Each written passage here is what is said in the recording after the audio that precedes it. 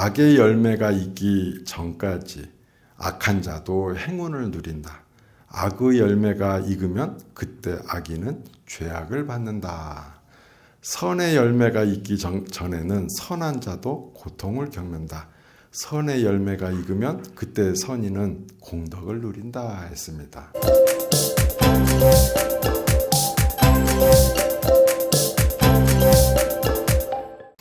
제가 어제도 얘기하긴 했지만 제가 어제 하다가 갑자기 감정이 울컥해가지고 눈물이 날 뻔했어요. 조금 그래갖고 말을 내가 잠깐 못했는데 이게 화재라는 게 이 다른 사람의 고통이 아니라 사실 우리 스님들의 고통이기도 해요. 스님들은 불만 나면 너무너무 놀래. 왜냐하면 대부분의 절이 산속에 있는 데다가 구조물이 대부분 목조로 되어 있어서 생각보다 굉장히 취약하거든요. 불에. 그래서 우리 스님들의 주요 업무가 뭐냐면 재산 관리라는 게 굉장히 중요한 업무예요.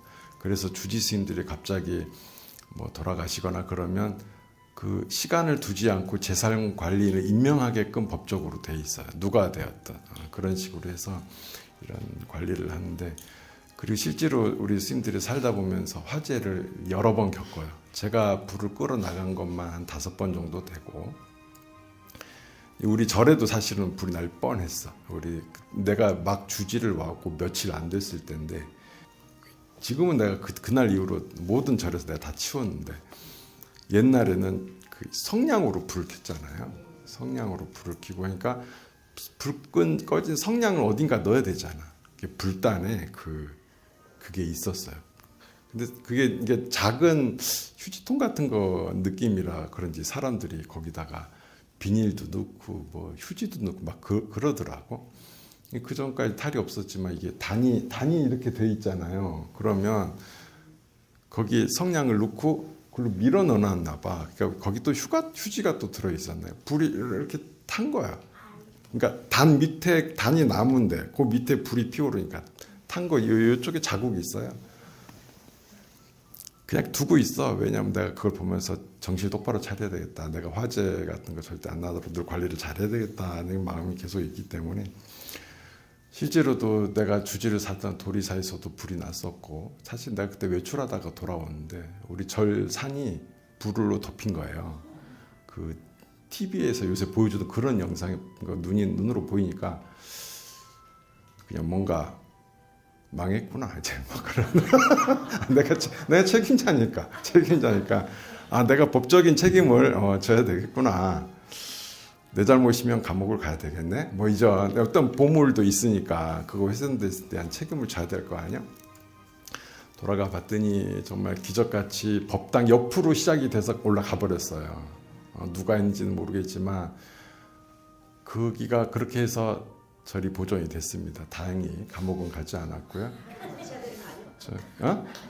박수까지 쳐. 근데 그 재밌는 게, 우리 은사 스님께서 주지하실 때도 불이 났어요. 근데 거긴 밑에서부터 불이 올라온 거야.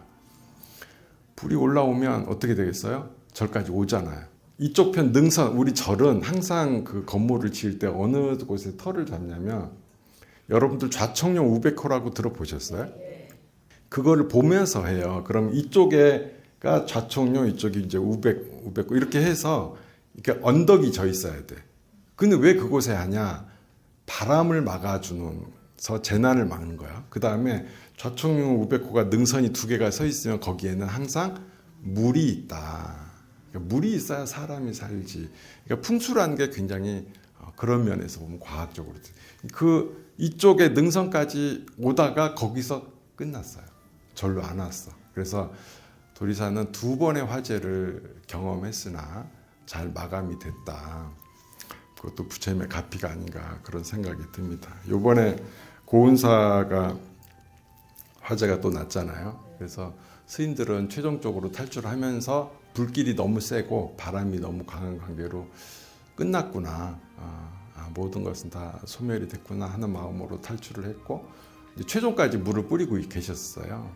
근데 이제 탈출하고 그 다음날 이제 불이 지나가서, 이제 원래 저는 그 전날 11시에 내려갔거든요. 내려갔는데 총무장 스님이 이제 새벽 3시 오시기로 돼 있어가지고 그리 서울서 그날 출발을 하세요. 그래서 맞이하려고 내려가는데 이제 그쪽에서 못 자고 직기사에서 하룻밤 잤는데 스님이 방향을 직기사로 안 오시고 고운사로 바로 가시겠다고 연락이 와서 바로 갔어요. 갔는데 일주문이 그대로 남아 있고 사천왕문이 또 그대로 남아 있고 법당이 또 그대로 남아 있고 완전 그러니까 다 탄 줄 알았어요 우리는. 근데 10여 동의 건물이 남아 있습니다.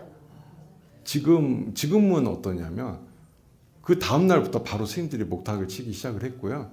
그날 49제가 있는데 제를 지내고 있더라고. 그래서 일상으로 거의 돌아왔구나. 너무 감동이고 정말 기적 같은 일이 아닌가. 이게 뭐 부처님 갚이지 어떤 게 부처님 갚이겠는가 해서 저는 특별히 그 사천왕 앞에서도 고맙다고 이렇게 인사도 하고 그랬습니다. 왜 그래야 되겠어요? 지켜줬으니까 지켜줬고. 그리고 나는 그 스님들께 들은 얘기가 너무 정말 기적 같은 게 어제도 얘기했겠지만 아무리 옮기려 해도 대웅전 부처님을 옮길 수가 없다는 거예요.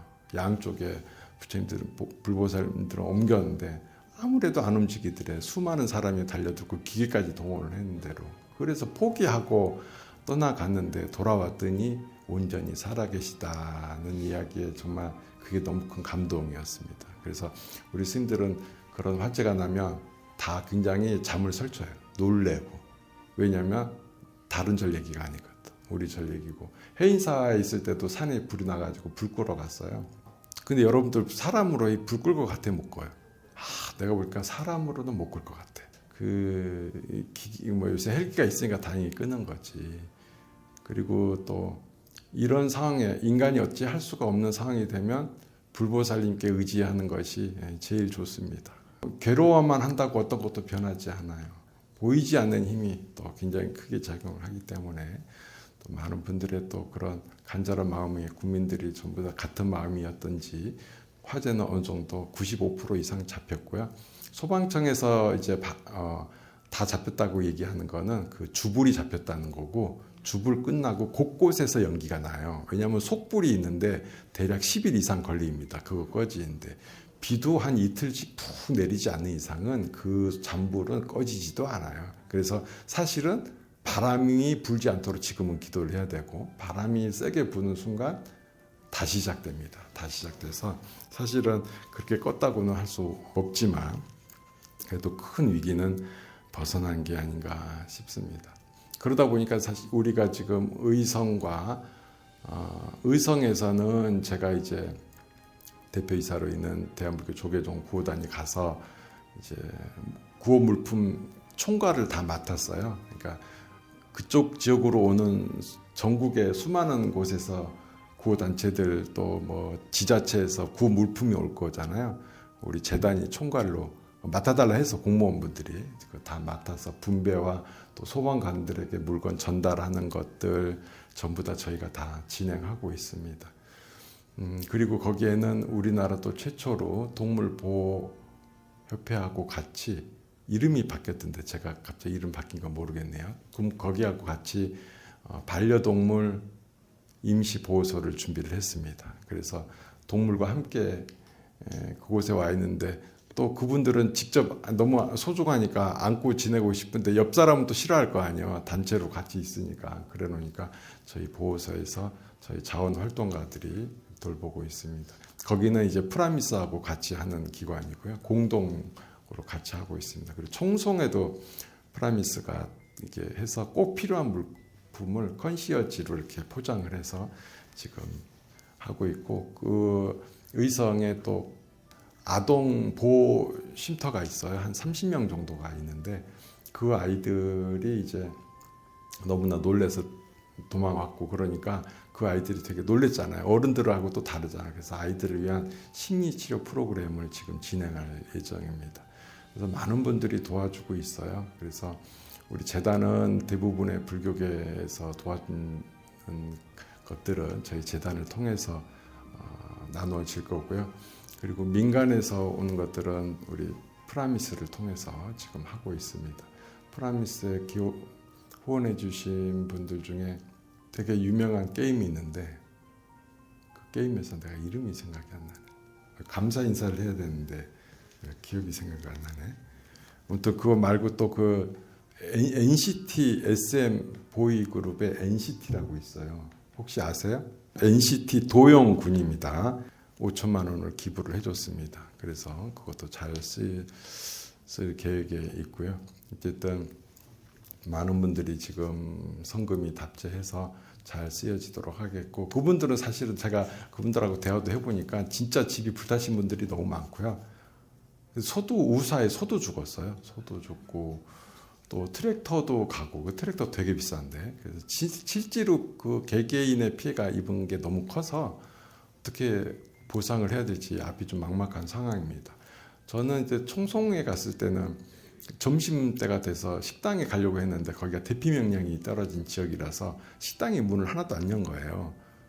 그래서 굶어야 되나 했는데 김밥집이 하나 열었어. 김밥집을 갔는데 문 연 데가 거기밖에 없어가지고 문전성시야. 난 시골 김밥집이 그렇게 사람 많은데 또 처음 봤네. 줄 서가지고 우리도 줄 서가지고 먹고 뭐 이게 뭐 맛있는 거 고르지도 못해. 있는 거 대충 가능한 것만 얼른 해서 먹고 나가야 되는데, 먹으면서도 옆집 분들하고 얘기해 보니까 자식하고 열심히 통하고 계시더라고. 야, 우리 아무것도 없다. 다 잃었다. 그러니까 뭔가 기운이 하나도 없어. 아니 뭐를 이렇게 새로 살리려면 희망이 있어야 될 거 아니에요. 과수 농가는 사과도 불기운 쎄갖고 사과도 이제 안 난다는 거지. 그러니까 너무나 큰 재난 속에 있는 상황이라 마음이 굉장히 안타깝고, 오늘 그래서 특별히 급고독 장자의 이야기를 해드리도록 하겠습니다. 이 얘기를 왜 하냐면, 이 우리 급고독 장자가 불교 안에서 부처님께 시주를 많이 하기로 최고의 손꼽히는 분이세요.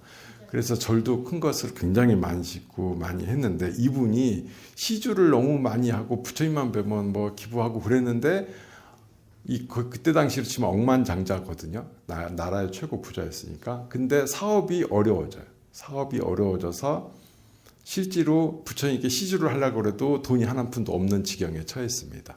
그래서 너무 돈 없고 부처님께 시주는 해야 되겠고 해서 당신이 집에 있는 흙을 퍼다가 절에 이렇게 홈파인 데 있으면 메꿔주고, 나무 있으면 나무한테도 해주고 그랬습니다. 좋은 일을 했는데 집안이 어떻게 보면 망한 거죠. 그죠? 좋은 일을 했는데 집안이 망한다?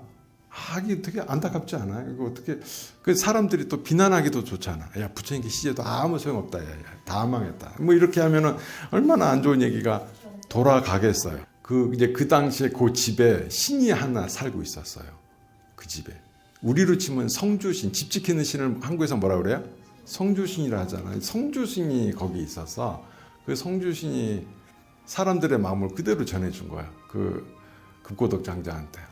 지금 이제부터는 당신이나 챙기시오. 그 부처님 전에 시주에도 이렇게 아무것도 나아지는 거 없고 이 사업도 다 망했는데 뭔 좋은 일이라고 자꾸 기부하려고 하지 마시오. 이러니까 그때 급고독 장자의 상태가 어떤 거냐면, 급고독 장자는 높은 경지에 올랐어요. 최고는 아니지만 한 1단계 정도는, 4단계 중에, 성인의 4단계 중에 1단계까지 오르신 분이지. 그러니까 어떻게 되겠어요? 이런 말도 안 되는 헛소리를 하는 이가 있냐? 너 당장 나가라. 근데 이분의 경지가 사실은 그 성주신보다 높아진 거예요.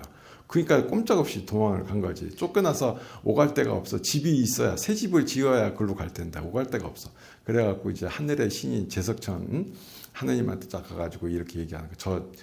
그 급고독 장자 집에서 쫓겨났습니다. 전 다시 거 가고 싶은데 어떻게 해야 용서를 받겠습니까? 물어보니까, 네가 입을 함부로 놀려서 부처님을 비방한 일을 했으니까 당연히 그런 걸 받지. 네가 그러면 그 용서를 받으려면 네가 할 건 하나밖에 없다. 그건 뭐냐면 급고독 장자가 잃어버린 재산을 다 찾아줘야 된다 했어요. 어떻게 찾아줍니까? 하니까, 너는 그래도 신이니까 찾을 수 있다. 내가 3가지 보물이 숨겨있는데 알려주겠다. 하나는 거의 한 100억대 이상의 돈을 빌려준 거지. 원래 부자라는 게 자기 돈만 갖고 하는 거 아니잖아요. 오고 가잖아. 그러니까 한 사람이 안 갚은 거야. 빚을 못 받으면 부도지. 그런 거라서 그의 돈을 찾아와라. 그 다음에 그 급고독 장자의 그 부모님이 숨겨둔 돈이 있었던 거예요. 근데 그거를 이제 얘기를 못하고 돌아가셔서 잃어버린 거, 그것도 찾아주고, 그 다음에 강가에 휩쓸린 주인 없는 보물, 그것도 몇백억대 되는 거를 갖다가 찾아줍니다. 그래서 노력을 해갖고 그 3가지 보물을 다 갖다 줘. 그래서 어떻게 됐다? 완전히 어마어마한 부자가 다시 된 거죠. 그러니까 이제 급고독 장자한테 용서도 받고 부처님께 데리고 갑니다. 부처님께서 데리고 와서 이 신 때문에 제가 재산을 다시 찾게 되었습니다. 앞으로도 깊은 신심으로 부처님 전에 공양 잘 올리겠습니다 하니까 부처님께서 어떤 말씀을 해주시냐, 이 말씀을 해주십니다. 악의 열매가 있기 전까지 악한 자도 행운을 누린다. 악의 열매가 익으면 그때 악인은 죄악을 받는다. 선의 열매가 있기 전에는 선한 자도 고통을 겪는다. 선의 열매가 익으면 그때 선인은 공덕을 누린다 했습니다. 자, 악의 열매가 있기 전까지. 우리 보면 나쁜 사람도 잘 먹고 잘 사는 경우 우리 많이 보죠.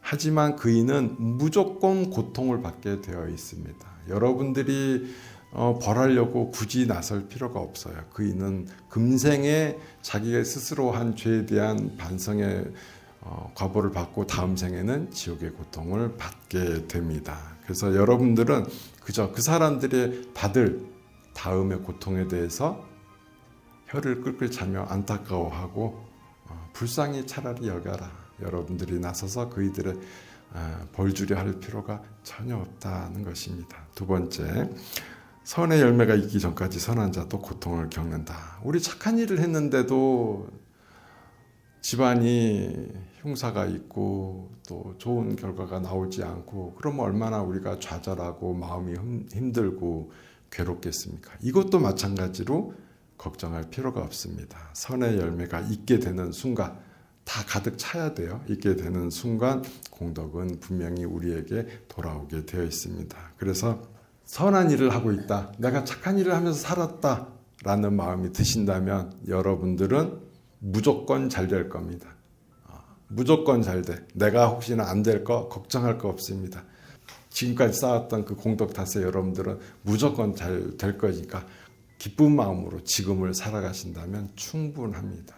자, 오늘 이렇게 국고덕장자의 이야기를 해드렸습니다. 우리가 늘 공덕 쌓는 일은 멈추지 않아야 됩니다. 지금의 공덕 쌓는 일은 뭐가 되겠어요?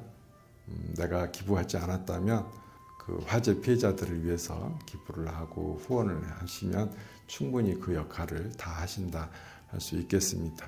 우리 절에서도 받고 있기 때문에 우리 절에서도 하시고 또 카카오 같이라는 기부 사이트가 있고 또 네이버 해피빈도 있습니다. 그것도 지금 다 열려 있거든요. 대한불교 조계종 사회복지재단은 네이버로 후원해 주시고 카카오에는 더 프라미스를 검색하면 바로 화재가 기부가 떠오를 겁니다. 그래서 제가 알기로 카카오 같이에만 프라미스가 1억이 넘게 후원금이 들어온 것으로 알고 있습니다. 많은 분들의 도움에 너무 감사드리고 저희는 그 도움에 걸맞게 그 화재 피해자들을 돕는 데 최선을 다하도록 하겠습니다. 감사합니다.